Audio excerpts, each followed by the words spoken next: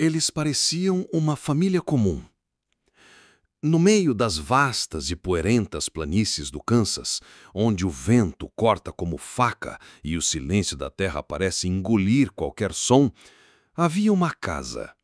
Simples, rústica, de madeira envelhecida e janelas cobertas por cortinas grossas demais para um lar acolhedor.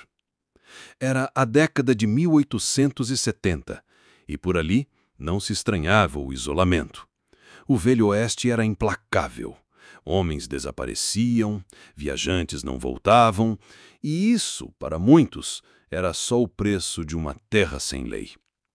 Mas aquela casa, aquela família, eram diferentes. Muito diferentes.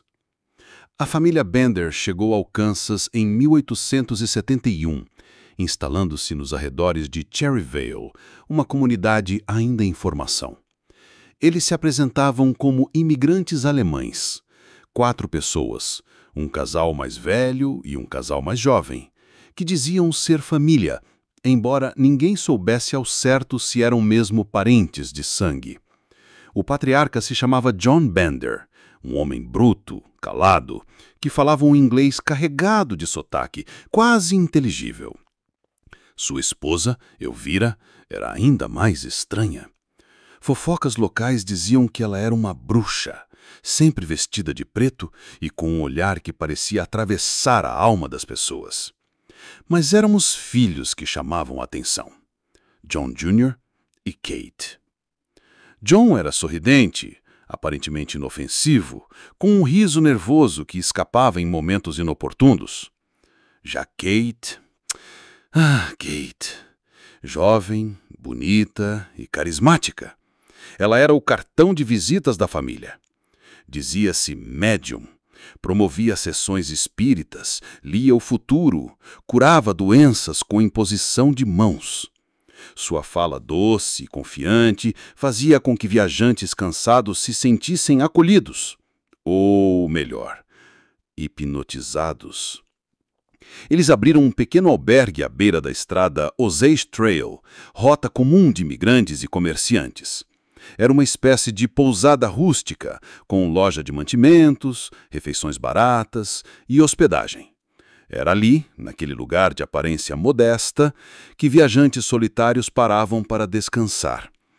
Muitos deles nunca mais eram vistos. Mas ninguém suspeitava. Afinal, naquela época, o desaparecimento de pessoas era algo banal. A vastidão da América era um monstro que engolia homens todos os dias.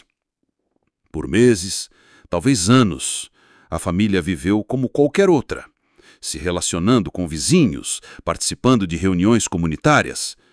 Mas havia algo em seus modos, algo invisível e incômodo, que alguns moradores comentavam com desconfiança.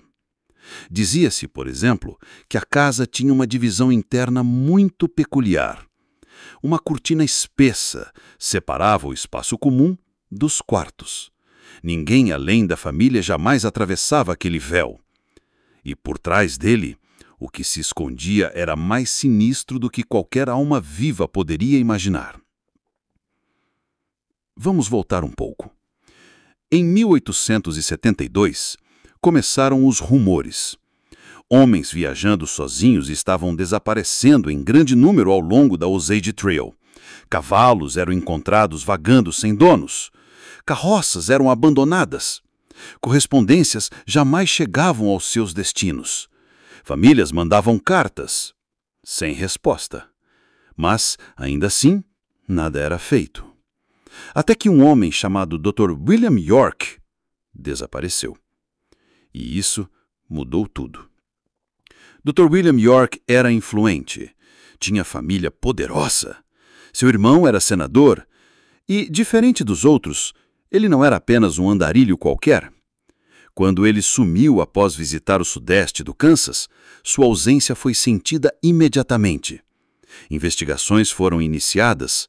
As buscas, antes negligenciadas, agora se tornaram prioridade.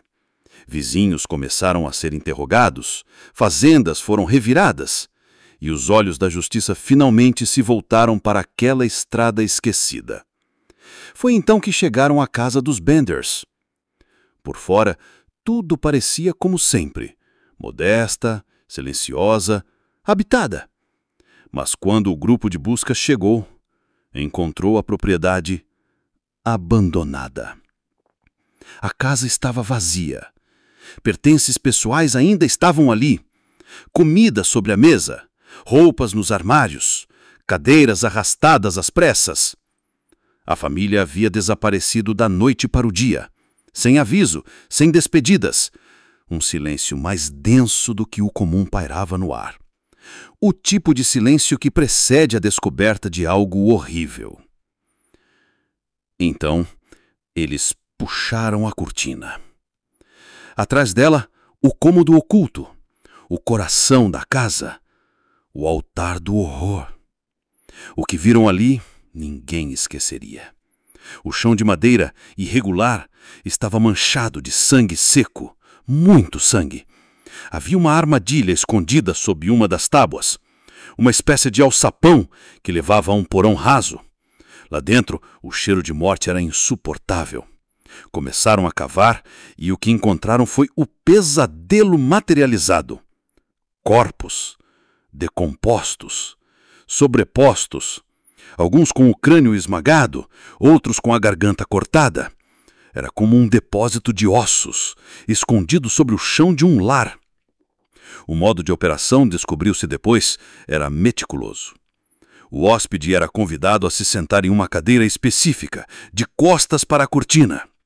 Enquanto Kate distraía a vítima com conversas místicas ou promessas espirituais, um dos homens da família, provavelmente John Sr. ou Jr., surgia atrás da cortina e desferia um golpe certeiro com o martelo.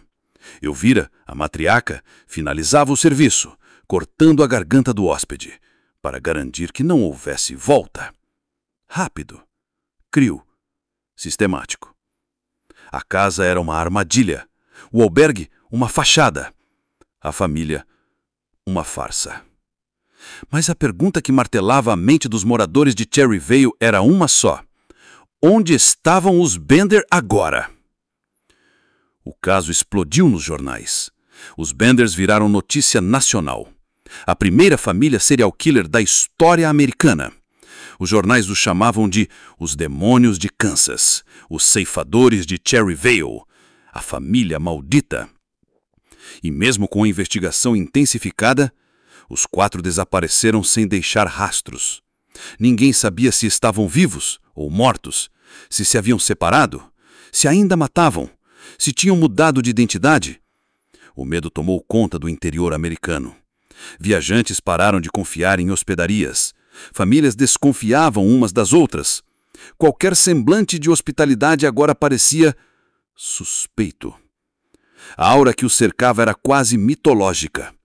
Eles não eram só assassinos, eram espectros, criaturas capazes de enganar, manipular, assassinar e desaparecer como fumaça. Por décadas surgiram pistas, supostos avistamentos, prisões de pessoas parecidas, mas nenhuma confirmação concreta. A justiça nunca os alcançou. Alguns diziam que haviam fugido para o México. Outros juravam tê-los vistos em estados distantes, sob nomes falsos, misturados entre ciganos, viajantes e comunidades isoladas do interior. Em 1884, um homem foi enforcado em Montana após matar 2 companheiros de viagem com um martelo. Um xerife veterano olhou para o cadáver e palideceu. E disse que ele era idêntico a John Bender. Mas uma vez não houve confirmação. A lenda se expandiu. Quanto mais o tempo passava, mais os detalhes ganhavam contornos de superstição. Muitos acreditavam que os Benders eram mais do que assassinos, que eram entidades, demônios disfarçados de gente comum. A combinação do isolamento, da frieza dos crimes e da completa ausência de remorso os tornou mais do que fugitivos. Tornaram-se mitos vivos, fantasmas que vagavam pelos campos do Kansas, prontos para atacar novamente. Outros, mais racionais, tentavam entender como uma família inteira conseguiu executar tamanha barbaridade sem levantar suspeitas por tanto tempo. A resposta, para muitos, estava no carisma sombrio de Kate Bender. Seus poderes mediúnicos, embora provavelmente farsas, criavam um fascínio perigoso. Muitos viajantes que se hospedaram na cabana mencionavam antes de desaparecer a estranha atração que sentiam por ela. Seu olhar fixo, a voz baixa e hipnótica. Uma mulher capaz de fazer com que um homem cansado, em meio a uma viagem árdua, se sentisse em casa, até baixar a guarda. Era nessa vulnerabilidade que os Bender atacavam. A mesa do jantar, o prato quente, o vinho servido por John, o pequeno banco posicionado sob a armadilha, e atrás da cortina,